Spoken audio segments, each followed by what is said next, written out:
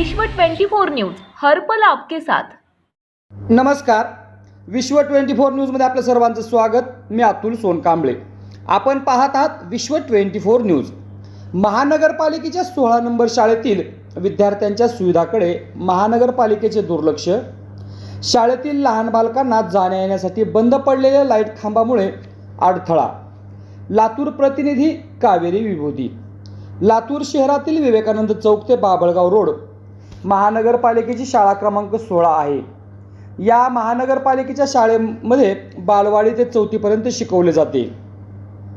या शाळेतील विद्यार्थ्यांची उपस्थिती व त्यांची गुणवत्ता चांगली असून या शाळेची संपूर्ण पटसंख्या 110 आहे। या शाळेत शिक्षक व कार्यालयीन कर्मचारी यांची संख्या कमी असल्याने विद्यार्थ्यांना शिकवण्यास अडचण होत असल्याचे पालकांनी सांगितले। यावेळी शाळेचे बांधकाम 1985 साली झाले असून याचे रंगरंगोटीचे काम 10 वर्षे झाले नाही। रंगरंगोटीचे काम नियमितप्रमाणे केले नसल्याने या शाळेची अवस्था यावेळी पाहताना फार वाईट दिसून येत आहे।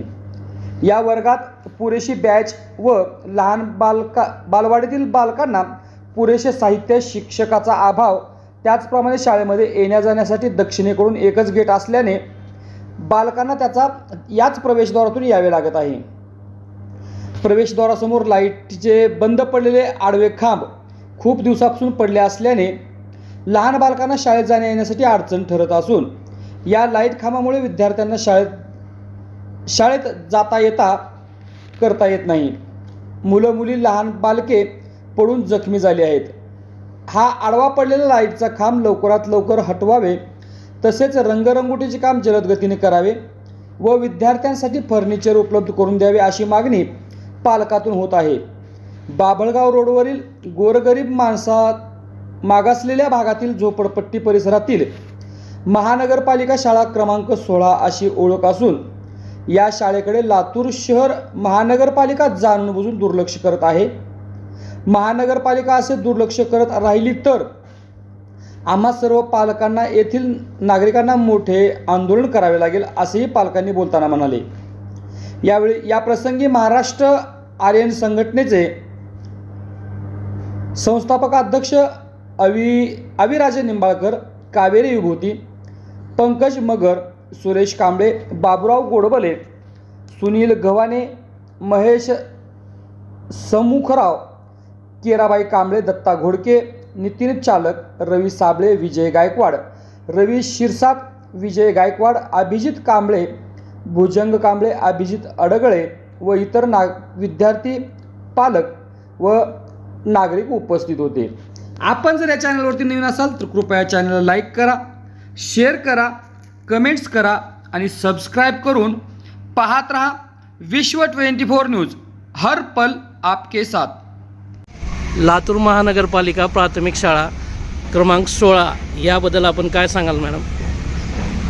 जसं की आता या सरांनी सांगितलं की या शाळेमध्ये महानगरपालिकेची शाळा आहे आणि 2011 पासून या शाळेचं काही काम झालेलं नाही। शाळा हा मुलांचा एक आयुष्याचा, जीवनाचा पाया आहे आणि सगळी शाळा जर स्वच्छ नसेल तर मुलाचं आरोग्य पण स्वच्छ राहणार नाही।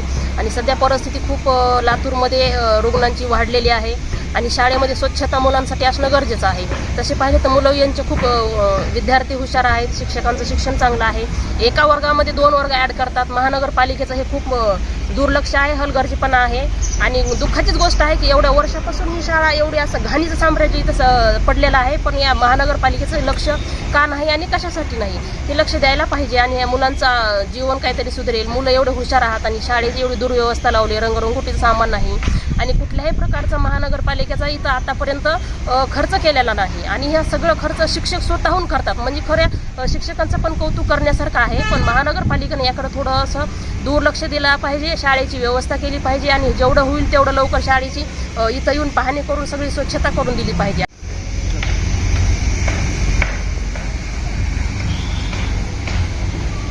सर, या ठिकाणी 16 नंबर महानगरपालिकाची शाळा आहे।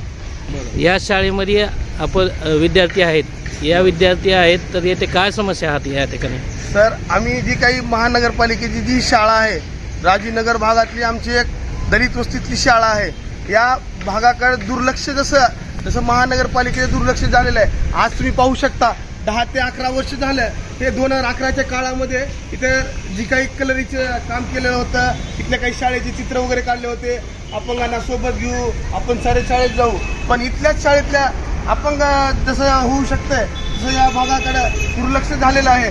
आपण इथं पाहू शकता की कसं इथं घाणीचं साम्राज्य झालेलं आहे. त्या घाणीच्या साम्राज्यामुळं एखाद्या विद्यार्थ्याला डेंग्यू होऊ शकतो, एखाद्या विद्यार्थ्याला मलेरिया होऊ शकतो. त्या गोष्टीतून महापालिकेनं जेवढा होईल तेवढा लवकरात लवकर या गोष्टीकडं आणि या विद्यार्थ्यांना येते वेळेस ही जी काही मोठा खांब इथं पडलेला आहे, त्या खांबामुळं येणारा एखादा विद्यार्थी इथं पायाला दुखापत होऊ शकते. या भागाकडं पूर्ण महापालिकेचं दुर्लक्ष आहे. इथले जे काही अधिकारी आहेत त्या अधिकाऱ्यानं जेवढा होईल तेवढा लवकरात लवकर इथला लाईटीचा पोलाचा खांब असेल किंवा शाळेतली जी काही दुष्परिणाम आहेत हे जेवढं लवकरात होईल लवकर त्या महापालिकेनं करून घ्यावं. आम्ही इथल्या मुख्याध्यापक साहेबांना बी बोललेलं आहे. तर मुख्याध्यापक साहेब सांगत आहेत आम्हाला की इथं वेळोवेळी आम्ही महापालिकेला निर्देशन आणून दिलेलं आहे. 4-5 आम्ही निवेदन दिलेलं आहे. पण या भागाकडं महानगरपालिकेचे प्रशासन किंवा इथले जे काही अधिकारी आहेत जाणीवपूर्वक दुर्लक्ष करत आहेत असं मला वाटत आहे. आणि शाळेतली जर परिस्थिती बघितलो सर तुम्ही, एकाच वर्गामध्ये 3री 4थी असं विद्यार्थ्यांचं एक हे केलेलं आहे. पण इथली जी काही शिक्षक आहेत, शिक्षक एकदम व्यवस्थित शिकवत आहेत. पण ते जी काही तुकडी आहे, 1ली असेल 2री असेल, एका जागी जर एका विद्यार्थ्याला शिकवत असेल तर त्या विद्यार्थ्याचं नुकसान होणार आहे ना, भविष्य काळामध्ये होऊ शकतं. 3 शिक्षक या शाळेमध्ये कसं पुरे होईल? महापालिकेनं ह्या गोष्टीकडे लक्ष द्यावं. आणि ही जी काही दलित वस्ती आहे या भागाकडे लवकरात लवकर विकास करून इथला निधी देऊन एखादा 2-3 शिक्षक इथं द्यावं, ही आमची महाराष्ट्र आर्यन सेनेकडून मागणी आहे. जर इथली समस्या जर नाही केल्या तर आपण काय कराल सर? जर इथली जर समस्या नाही दूर झाली तर महाराष्ट्र आर्यन सेना एक धरणे आंदोलन येणाऱ्या काळामध्ये लावण्याचा इशारा देत आहे सर आपल्याला. जर आता पुढे रंगरंगोटीचं काम जर नाही झालं आणि हा इथं जो पोल पडलेला आहे जे की मुलांना घातक आहे, हे जर काम त्यांनी लवकर नाही केलं तर आर्यन संघटना ही लवकरच पुढील कारवाई त्यांच्या पद्धतीने त्यांची ती कारवाई करून घेते. त्याला हे काढून बाजूला लेकरला रस्ता जाणे येण्याचा रस्ता करणे आणि कलरचं काम, बँकचं काम, बसलेल्या मुलाची बसली व्यवस्था करून नगरपालिका येऊन ठिकाणी बघण्यात यावं हे करणं समस्या आहे. मी बाबुराव गोडबोले, मी पालक म्हणून बोलतो. हे आमच्या मुलाची दुर्दशा होलेली ह्या ठिकाणी आणि नगरपालिका येऊन लक्ष देऊन त्या लेकराची बसण्याची व्यवस्था, शाळेची व्यवस्था, कलाची व्यवस्था यांची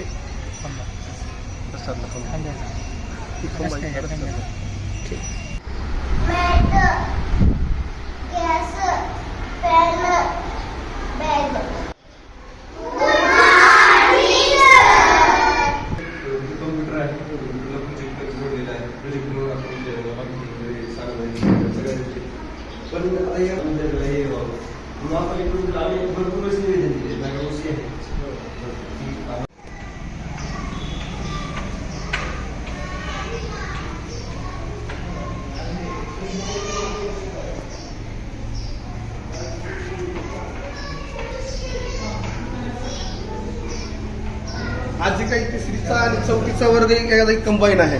इथले विद्यार्थी एवढे सुशिक्षित आहेत, इथले विद्यार्थी एवढे स्कॉलर आहेत. पण या विद्यार्थ्यांना एका शिक्षकाभावी एकाच वर्गामध्ये 3री आणि 4थीची तुकडी इथं करावं लागत आहे. जसं इथं आपण पाहू शकता सर की 1ली आणि 2रीची तुकडी पण इथे ते करावी केलेली आहे.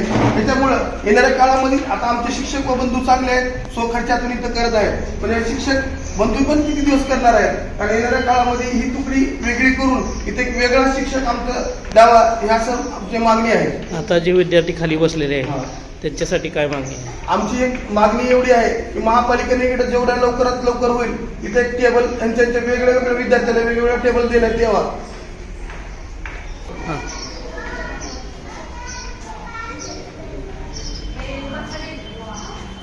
डिजिटल आहे बघा, हे डिजिटलायझेशन केलेलं आहे. जी काही आपण बघत आहात इथलं डिजिटलायझेशन, इथला कलर बघा सर तुम्ही, कलर मी किती खराब केलेला आहे. डिजिटलायझेशन बघा सर तुम्ही. येणाऱ्या काळामध्ये महापालिकेने जेवढं लवकर होईल तेवढ्या लवकर कारवाई करून त्याच्यावर एक सुविधा करावा आणि याला विद्यार्थ्यांना बसण्याची एक बैठकीचं ठिकाण करावं. इथे बँचेस वगैरे उपलब्ध करून द्यावे. आपण जसं की आता पलीकडल्या वर्गामध्ये आपण बघितलेलो आहे, असाच एक बालवाडीचा वर्ग आहे, असाच एक बालवाडीचा वर्ग आहे. हे जे काही आता सध्याचं जे व्हायरल इन्फेक्शन चालू आहे, लंपी व्हायरस वगैरे जसं चालू आहे, त्या भीतीपोटी तिथले बालवाडीचे विद्यार्थी सुद्धा इथे येत नाहीत. इथं बँकेची कमी आहे, इथं खेळण्याची कमी आहे. वारंवार इथं जे काही प्रशासन आहे त्यांना महापालिकेच्या मुख्याध्यापकांना शिक्षकांना इथे निवेदन पण दिलेलं आहे, पण या भागाकडे नुकसान होत आहे.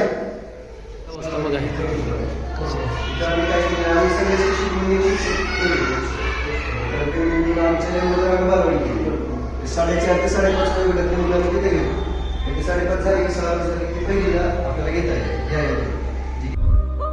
राज्यातील महत्त्वाच्या आणि आपल्या भागातील ताज्या बातम्या पाहण्यासाठी आजच आमच्या विश्व 24 न्यूज चॅनलला यूट्यूबवर सबस्क्राईब करा आणि बेल आयकॉन प्रेस करा.